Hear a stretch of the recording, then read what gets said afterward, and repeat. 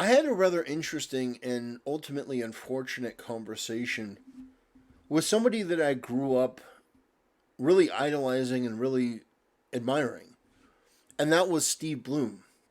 As a kid, he played some of my all-time favorite characters in the dubbed version of anime. As a kid coming home from school, his voice was just instantly recognizable because I would watch Toonami. And he's gone on to do some amazing work in video games and stuff like that. But what I'm coming to discover is that a lot of the people that I grew up watching and admiring and thinking were pretty awesome, turns out that almost universally they weren't. And, it's a sad reality, but it's part of growing up, I guess. It's like I loved Whoopi Goldberg as Guinan on Star Trek. And in a lot of different other movies, I thought Whoopi Goldberg was one of the coolest people. There was even a time where I really thought that Rosie O'Donnell was really, really cool. It's like consistently, all the people that I grew up respecting and admiring have turned out to be giant disappointments, except for Kevin Sorbo.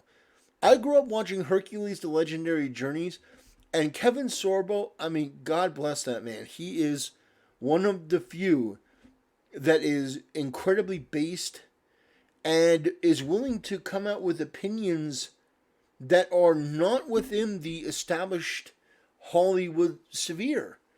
And I gotta respect him for that because people like Steve Blum, on the other hand, their opinions on any given issue are going to be by the numbers. Industry safe. You can bet your bottom dollar that today he's against, the blue check mark. If the mob came out tomorrow and said, no, we like the blue check mark again, he'd be right there along with them. This is not a man of conviction. This is a man of opportunity. He is a virtue signaler. He's somebody looking for attention. He wants to be in the in-group. When people were accusing the legendary Vic Mignogna of some obviously fake allegations, like just observably not true things, Steve Blum was quiet until he wasn't, and then he came down on exactly the side that you think that he came down on. There's no mystery there. It's not like it's a surprise. He came out in support of Vic. No, of course not. It's that sort of just weakness and cowardice that I've come to just find disappointing. Doesn't take away from his talent, but when you have people going against the blue checkmark, well, lo and behold, Steve Blum is out there to throw shade at Kevin Sorbo because Kevin Sorbo comes out and he gives a different opinion, which I think is incredibly brave in the Hollywood system. Imagine being worth millions and complaining about an $8 monthly charge. Yeah, that's true. It's incredibly funny to watch these wealthy so-called celebrities whinging about a blue check mark when most of them are not even relevant. Bette Midler, she was complaining about her blue check mark. Who the fuck knows or cares about Bette Midler? But it was a status symbol. As irrelevant as she was the same as, LeBron James and all these other celebrities because she had that blue check mark. It made them feel important. But now that they're taking it away, now you got to pretend like, well, I didn't even want it. Like, it's a cool thing not to want it. So, inevitably, Steve Blum comes out and pretends like, well, I don't want it either. I'm going to make fun of this guy for making fun of us because, truth be told, you're wealthy people complaining about an $8 charge, but you're still here. You think Elon Musk is the Nazi, he's Goebbels and Trump is Hitler and all just this delusional, deranged stuff that comes out that these people are just bad and terrible and dumb and awful and evil and the worst, and they're promoting hate speech and bigotry and intolerance and stuff. But Steve Blum and other people stay on the platform. You can guarantee that Steve Blum is not going to be the guy to leave the platform first. If other people decide to go, he's going to go where everyone else goes because we're talking about a uniform conformist. We're talking about somebody that's not a free thinker, not somebody going to share an opinion. Now, a lot of the people he surrounds himself with, a lot of people who blow smoke up his ass, are the same way. They want his attention and they want his praise. Me personally, I don't care. I don't care if I once respected you and thought you were awesome. You said something fucking stupid, I'm going to call you out on it. It's that simple. You can hate my guts. Because regardless of what you think about what I have to say, and obviously Steve Blum, based on what he says, really doesn't care much for it. The truth is, Steve, unlike you, I'm not looking for affirmation. I don't need other people to come out and tell me I'm right. I know I'm right. I don't need a group of people, a mob of people, to come and back me up and say, attaboy. No, I don't need that. Because I know I'm right. How do I know I'm right? Well, I mean, we're going to get into it, but it's pretty simple. Now, what I respond is Kevin Sorbo is one of the few people I loved watching and are listening to as a child that didn't become a depressing disappointment, which is true. True. I used to think Steve Blum was legit the coolest guy on the planet. So I'm giving this guy his props. I'm not just savaging him. I'm not just pellaring him. I'm responding with the energy that he put out there. This is sort of mean, disrespectful, but not over the top. It's sort of tongue-in-cheek, and that's what I'm doing here. It's like, yeah, he used to be legit coolest. But then he went woke, and now it's just kind of sad to witness. So I don't think this is that... I don't think this is that bad. But Steve Blum apparently does. He says, you're the fan advocacy network? None of my fans advocate for cruelty. So, wait, what did I advocate for that was cruel? Cruelty? Is this about having a blue checkmark? Does a blue checkmark now equate to being cruel? What? This makes no sense. Good luck with all of yours. So, what I assume he meant was the cruelty was about the wokeness. He's saying, oh, you're making fun of wokeness. Well, wokeness is just empathy, and so you're against empathy, so you must be... I'm doing the best I can here with this absolute retardation, so please give me a little bit of a break. But what I said is, some would argue cruelty is mutilating and sexualizing children, which is goddamn true. There are a lot of people that agree with me that this whole thing about transitioning kids is cruel. I would say a lot of people do agree with this. You can let me know if I'm wrong in the comment section below. Some would argue that what you stand for now with this current cult of algorithmic manipulation is cruelty. Where were you when fans were being torn apart by corporations for years for voicing their objections to substandard woke content? It's easy to be sanctimonious when you risk and stand for nothing. Goddamn, I will take my standing applause. That was brilliant. Not to toot my own horn, but that was goddamn genius. That was beautiful. And it was true. Steve Blum is a product of algorithmic manipulation. This woke cult of people, that's what they are. So somebody responds and says, why do you think about children's genitalia so much? Now, what I want to explain here is that I am essentially a mirror. If you come before me and you're very soft and you speak respectfully, speak honestly, I'll do that back. You're kind to me, I'm kind to you. When you come at me with this sort of energy, I will respond with this type of energy. And sometimes even worse. You come at me with a knife, I'm coming at you with a bazooka. So he asked, why do you think about children's genitalia so much? Which is basically a very pathetic, very catty response to my statement about not wanting to sexualize kids. And I responded by saying, because you creeps keep trying to cut it off or touch it. Now, obviously, this is not a direct accusation. You creeps is a vague term.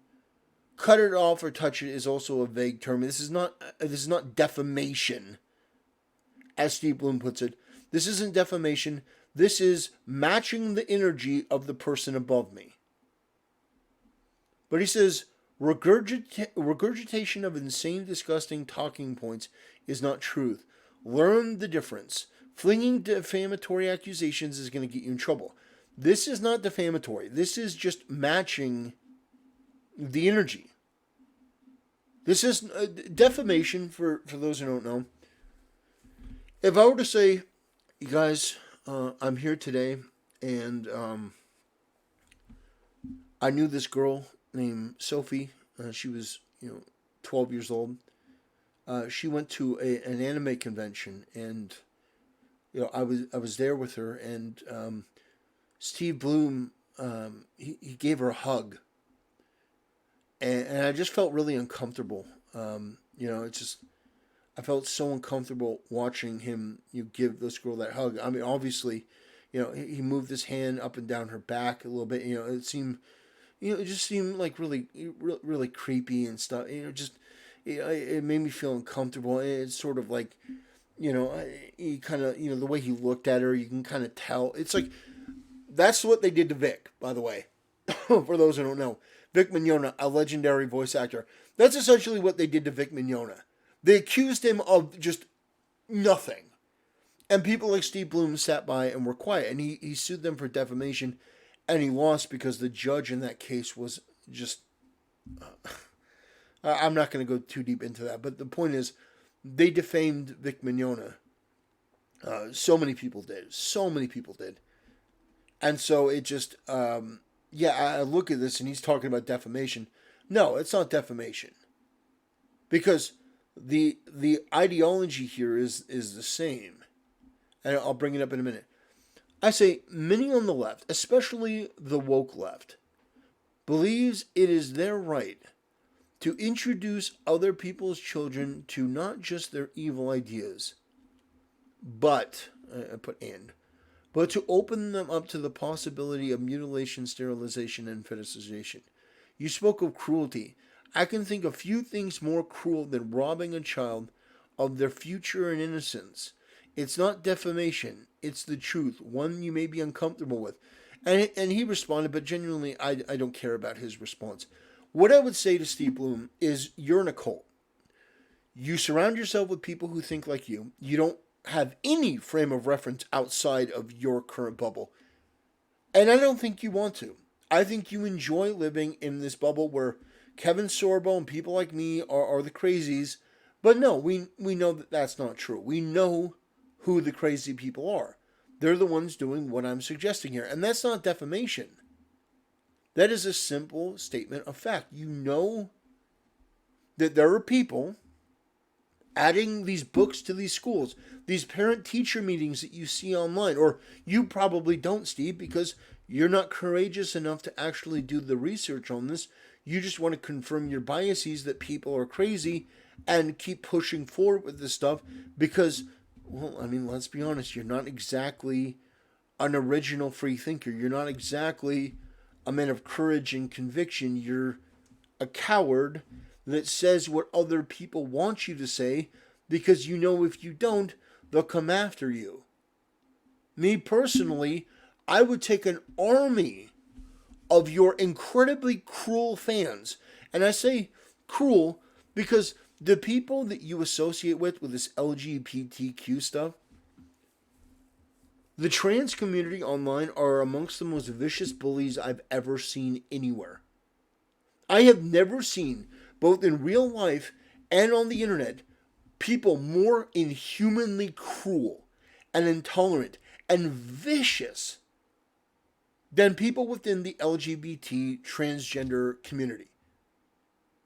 Look at what they did to those streamers who wanted to play Hogwarts Legacy. That was evil. There was a streamer in particular that goes by the name of Silverville. Silverville is not anti-LGBTQ. Silverville would probably disagree with 95% of the views that I have. Probably, and maybe that's being a bit generous on my end. Probably more like 99%. Silverville would probably, we probably wouldn't get along. But I respect the fact that this streamer, this VTuber, goes online and from the clips that I've seen, from the things on YouTube, This person is just nice. You know, they sing of sunshine and rainbows and sparkles and things that are pink and happy. And this person hasn't done anything that I've seen to harm anyone. In fact, they often joke about how they're attracted to girls and boys, and they're not really that picky about that stuff. They're doing their own thing. And so the point is, they went after that person and treated them as though it were Donald Trump himself and acted in a way that was just unconscionable. So I know that this may seem like it's about an $8 charge, but there is an unbelievable amount of entitlement and delusion around this. Um, and it's just this is what they're going to do now. Oh, I'm going to donate that $8 to charity. It's this is the best thing. It's like memes and stuff because this is all they have. It's like this sort of shit is all they have. They're trying to turn it into it being cool. It's like, oh, we refuse to pay. Okay. Congrats. Yeah. Anyway, I'm not gonna go. I'm not gonna go too much further on this. It's just I'm tired of watching all these people that I grew up admiring turn out to just be people of low caliber and low character. And the truth of the matter is that regardless of what lived experience he has, Steve Blum, he could be a genuine badass person. I mean, his voice, acting ability, and his talent. I mean, he could go off and do something on his own, but oof, instead he chooses to sit there and act like this person here, and just scream into the void and repeat whatever he hears, and just disappointing. It's disappointing. I'm not going to really engage with him anymore because the truth is I've made my point. I think if I get roped into it again, I'm not going to keep continuing this on. But what I will say is that if you would God, Alexa, turn off music. I gotta. Whew. I got family over. They're playing with Alexa. Anyway, that'll do it for today. If you want to join my Rumble, if you like what I say or you don't like what I say, you can join and let me know in the comments. I don't block people. I don't censor you. You can say whatever the hell you want. Anyway, that'll do it for today's video. Thanks for watching, and I'll see you next time.